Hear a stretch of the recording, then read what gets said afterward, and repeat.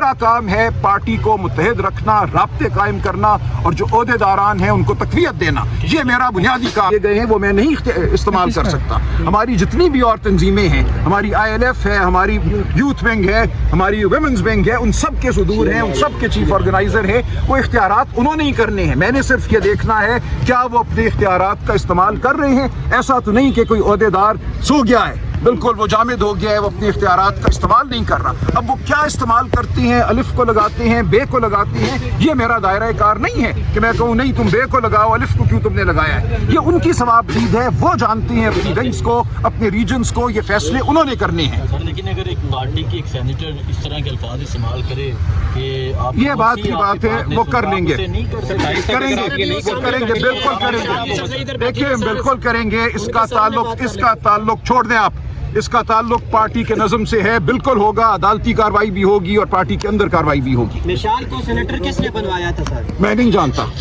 سر آپ secretary general ہیں، میں نہیں جانتا، خان صاحب جیل میں تھے، وہاں سے انہی کی ہدایت آئی تھی۔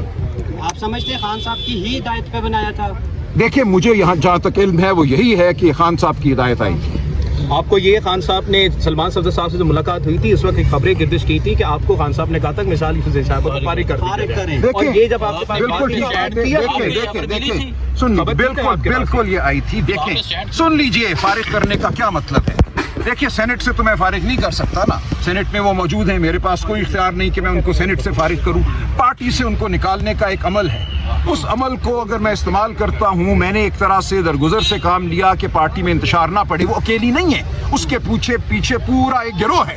اگر یہ عمل ہم کرتے جو شاید اب کرنا پڑے تو پارٹی میں نفاق پڑتا۔ میں نے پارٹی کی خاطر اپنے اوپر الزامات کو، اپنے اوپر اس کے حملوں کو سہا، آج دن تک سہا، تاکہ پارٹی میں نفاق نہ پڑے۔ وہ اکیلی نہیں ہے، اس کے پیچھے ایک بہت بڑا گروہ ہے۔ لے لوں گا، وہ سب سامنے آ جائے گا، میں آپ کو بتاتا ہوں، میں ابھی نہیں لوں گا۔ جس نفاق کو میں نے ہوا نہیں دینی تھی تو اس کو میں آج ہوا نہیں دوں گا۔ میں جانتا ہوں کون کدھر ہے۔ میرے پاس کچھ دن پہلے سن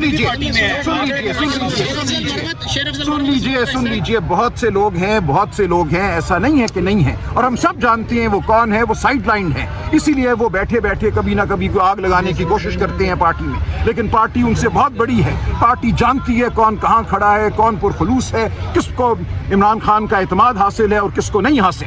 لہٰذا یہ ان کی سازشیں کبھی کامیاب نہیں ہوں گی۔ میری حتی الامکان یہ کوشش ہے کہ پارٹی میں گروہوں کو جوڑوں، وہ ILF اور پروفیشنل گروپ ہو اس کو جوڑوں، وہ اچکزئی صاحب اور سہیل آفریدی ہوں ان کو جوڑوں۔